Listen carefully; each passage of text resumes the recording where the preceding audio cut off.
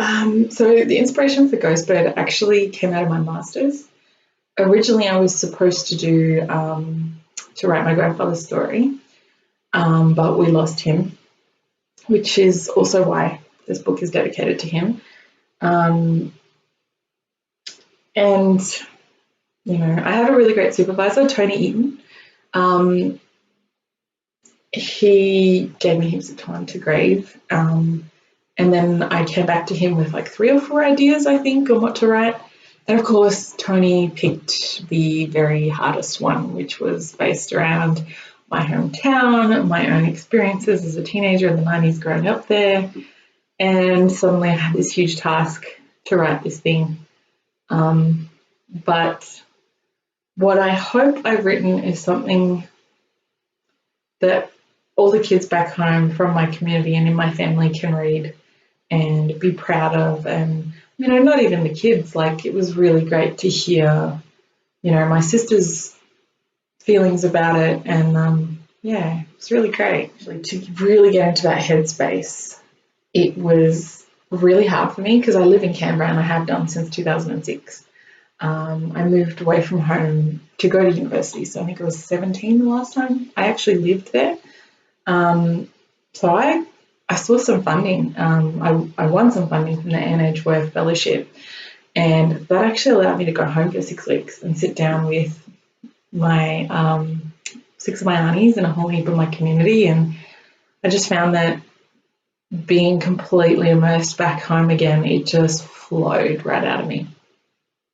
And for most of it, the agreement I made with my aunties was, it's our community, it's our culture, it's our spiritual beliefs, but there's no real people, no historical events, and no real mobs, so no families. I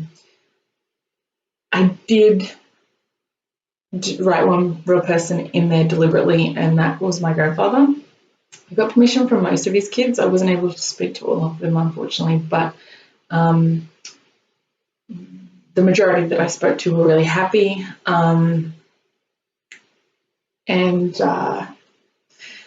They've said some really lovely things about how I've written him in the story. So that made it all worth it, I think. And I think this is a really great part of my grieving process, was to have him in there. Of course, once I finished the manuscript and I gave it to my family to read, they've all told me that I have accidentally written myself, my eldest sister, and my mum into the story. And I wanted to argue with them because I thought I'd been really original, but I have to admit, I'm not going to tell you who's who. You can guess. I don't know if I have a favourite character in amongst this. I've been finding I really miss them, which must sound really weird. But, of course, the grandfather character breaks my heart every time. My mum's favourite character is Ree. Ree was never supposed to be there. Ree was actually this, you hear authors talk all the time about, this character popped up and they took over and they did this thing. And this was my first experience of that. Halfway through the writing, Ree just barged her way in. And I actually was like, no, you're not part of this story, you go. And she just come right back every single time. I'm like, woman?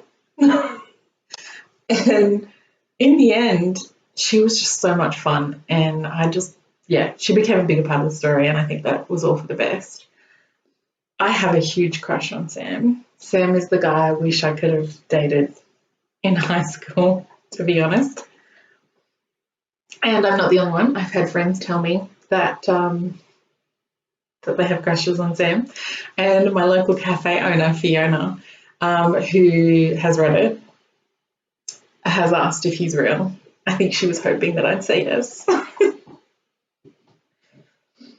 When it came to actually writing, I wrote most of Ghostbird in this cafe in the city called Capital Pancakes, formerly Pancake Parlour, but still run by the exact same people and still delicious. I used to go there all the time and write. I still occasionally do because it's a really lovely environment to write in, and they've got plugs and They don't care if you sit there and write all day. I mean, obviously I'm drinking a lot of coffee as well, so it's not like I'm just taking up space. But yeah, I mean, it got so well. I mean, it got to the point where they knew my name. And the last time I went in there, I actually gave them a couple of copies of the book because I thanked them in there for their continual feeding of delicious food and coffee, helping me write this.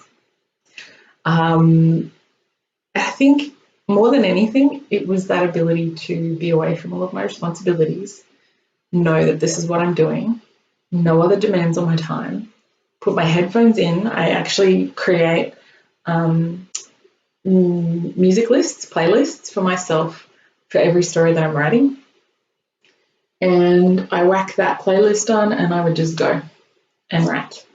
And, you know, it was brilliant. So yeah, to thank the staff, I actually gave a copy to the owner, who it was his birthday, so I gave him a copy, and I also gave a copy to them because they're really supportive of the local writing community, and they have books there, and yeah, so I signed it for them. And the last time I went in there, someone went, "Oh, you're the writer." I'm like, "Uh-oh." Yeah, that was embarrassing.